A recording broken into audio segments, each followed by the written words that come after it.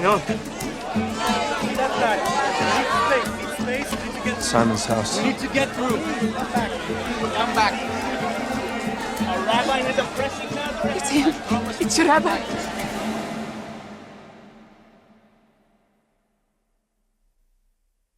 Thanks so much for joining us again today.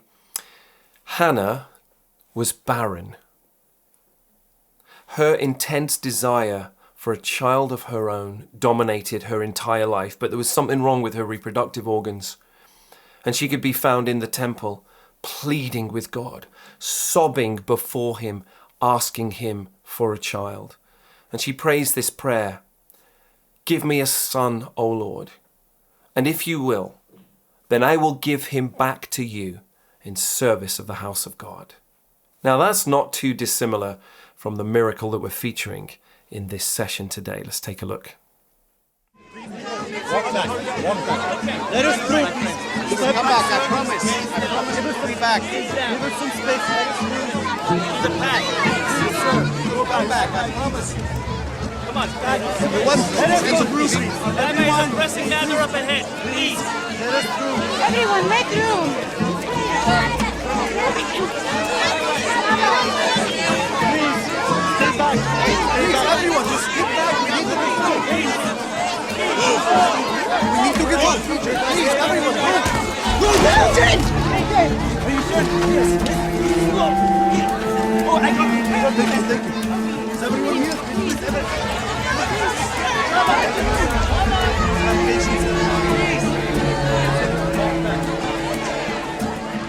What's going on? Simon's house. We need to get through. Come back. Our rabbi has a pressing matter. It's him. It's your rabbi.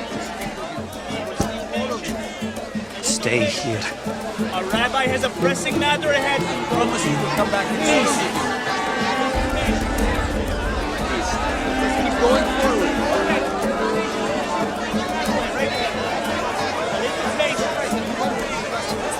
Stay back, everyone. Teacher! Our rabbi has a pressing matter ahead. Teacher!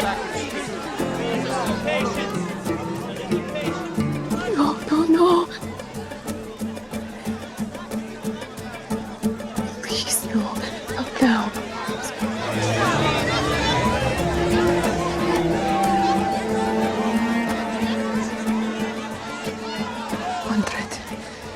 100.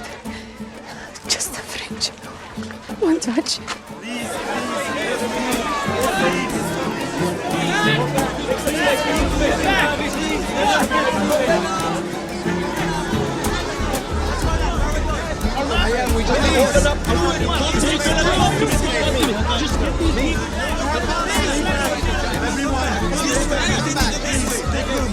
One thread. It's just a French. One touch. One thread. Just the edge. Only a thread. You! I know you! Get away from him! Stop it, please. Rabbi Yosef! Rabbi Yosef! This woman bleeds. She is unclean. We removed her. Please. I promise I won't touch him. I just need to... Woman, please. We can help you, but not now. Sorry. Try tomorrow. No, please, just a moment. Just God.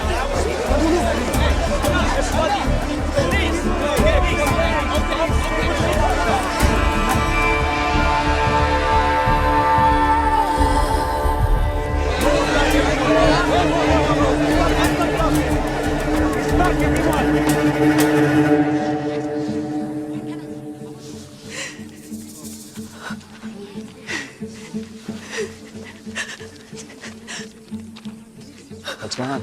What's wrong? Who touched me? Everybody back. Back. I asked the question. Who touched me?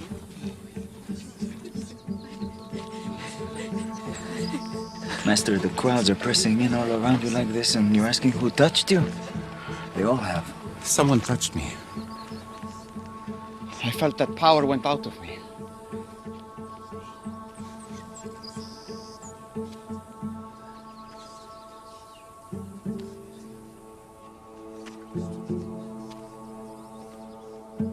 Whoever touched me,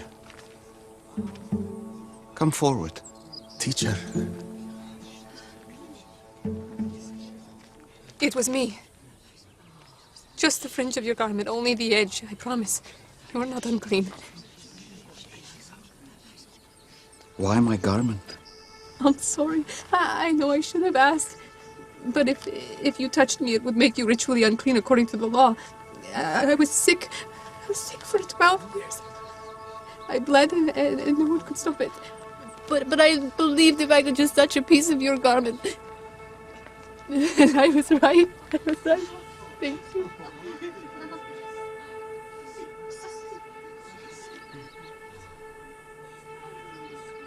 Who told you I could heal? A man from the pool. And he was right. The blood has ceased.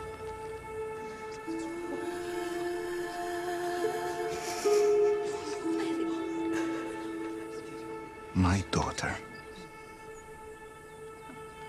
I'm no one's daughter anymore. Look up. Yes, you are.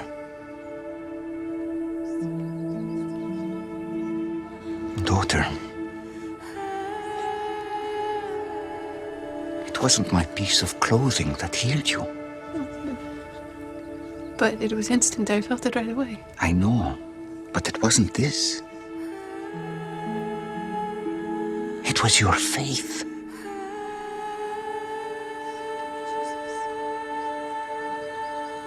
teacher, she was bleeding so long. We can take her. She is clean.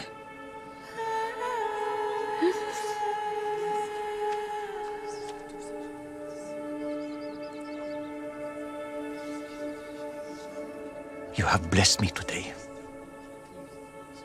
And I know. My daughter, I know it has been a fight for you for so long. You must be exhausted.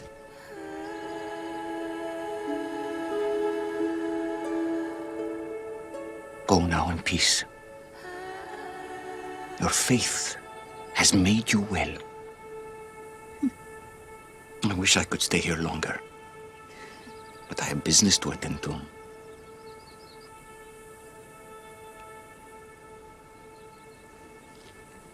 But I'm so glad that we found each other.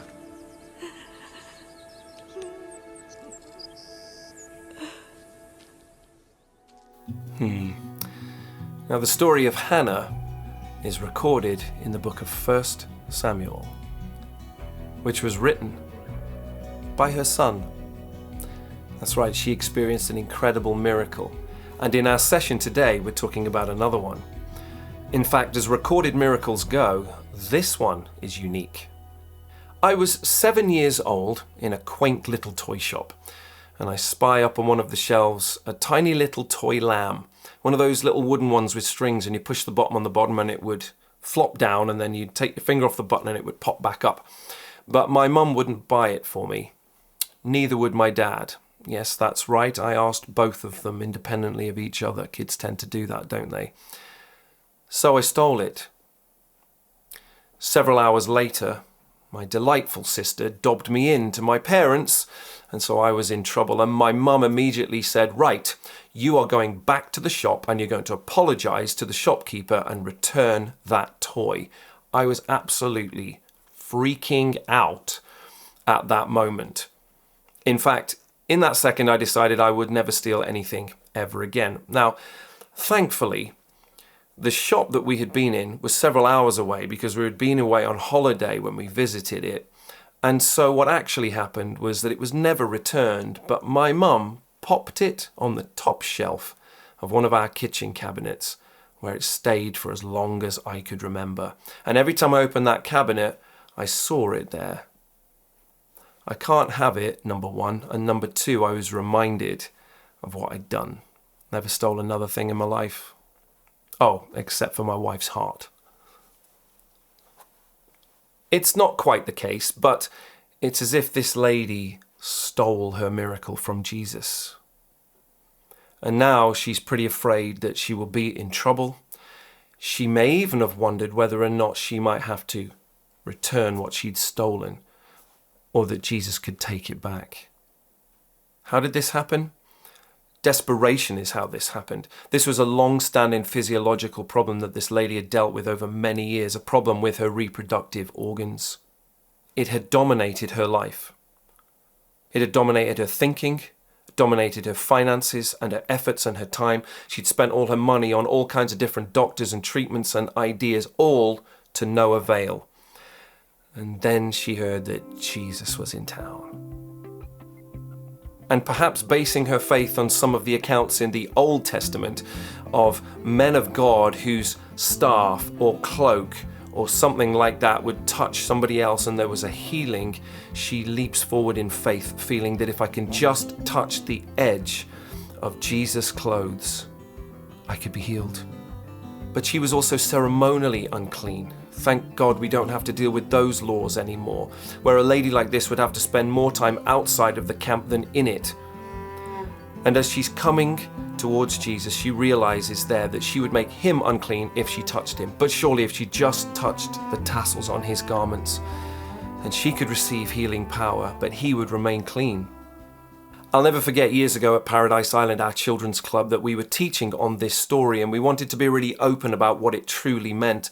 And Keely at that time was given the responsibility of teaching about this story, and I particularly asked her to share the specifics of how this woman would be bleeding from her private parts. As she did that, there were some very puzzled looks from some of the children and some horrified looks from a lot of the adults who were watching in the room.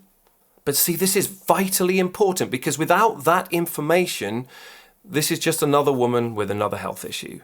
Knowing this informs us that she was unclean. She was an outcast. She was rejected by everybody else. She was a woman humiliated who would have to live from one trip outside of the city to another, from one visit to the priest to be certified as clean to another, year after year after year. And I can only imagine what this must feel like. But I'm also a man, so I guess in that sense, I would never really be able to fully appreciate the impact that an ailment like this would have. It's incredible what Jesus does for this woman. He restores her health and he restores her identity in him. The really incredible part of this miracle to me is how Jesus doesn't just heal her body, but heals her heart.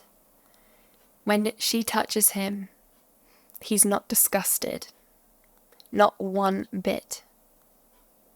Instead, he accepts her and he welcomes her and loves her and calls her his own.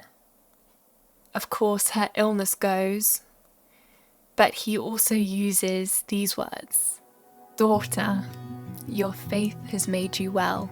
Go in peace." The godly relationship between a father and a daughter is one like no other. It's close and it's loving. The father protects and cares and shows a daughter her worth. In that moment, Jesus gives her freedom. He gives her freedom from pain, but also gives her freedom to live her life to its fullest. She is able to be seen as clean, as a pure woman of God. Jesus gave that back to her. For me, as a woman of God, my identity in Jesus is one of the most important things. I am who he says I am. I know that without him, I would feel forgotten and desperate, unworthy, unclean, just like that woman. Because without him, I know that I would fall to the plagues that this world brings, things like comparison and jealousy. But because of who I am in Jesus, because of Jesus, those do not burden me. I don't have to think on them. This story won't relate specifically to most of us, but it definitely can speak to you. Jesus takes what was once forgotten, what was deemed unworthy, what was unclean, and he loves her. She was not too far gone. She was not too unclean. He called her daughter.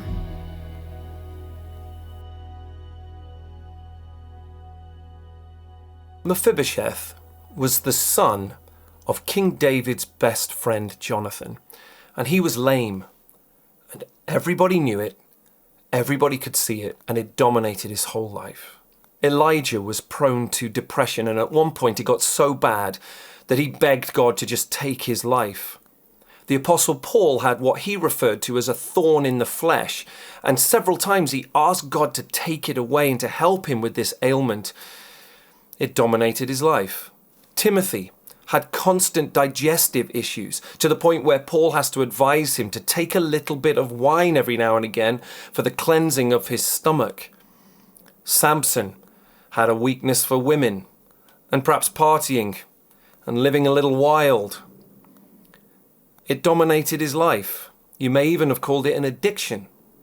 It led ultimately to his downfall through that weakness. What about that paralytic man at the pool of Bethesda? He was lame for 38 years. Not 38 minutes, that'd be bad enough. 38 weeks or months. 38 years. It was something that dominated his life. So what's your long-term ailment? What's that one situation or that one illness that just doesn't seem to ever go away? And it dominates your thinking, it dominates your living. The Christian contemporary music artist Carmen, who's now with the Lord, wrote a song for one of his albums called The River. And the lyrics simply say, "There's a river that flows from the fountain of God, and it heals everything along the way. I have tasted and known that for every broken heart, there is healing in Jesus' name." Your long-term ailment might be that, a broken heart, persistent pain, long-term misery, long-standing depression or hurt, anxiety or grief. Whatever it is, there is healing in Jesus' name. So, do you have or have you had a long-term health issue that's dominated your life? Or maybe on a slightly different emphasis, maybe you never feel clean from your past. Maybe you've got unconfessed sin, things that you've never put right, and you know that it's dominating your life. It's like a burden that you carry. Well, it is Jesus who makes us clean. And it is also Jesus who can remedy, correct, right, heal that persistent need, that persistent sickness. Because he is the miracle maker. He is the miracle worker. Don't give up.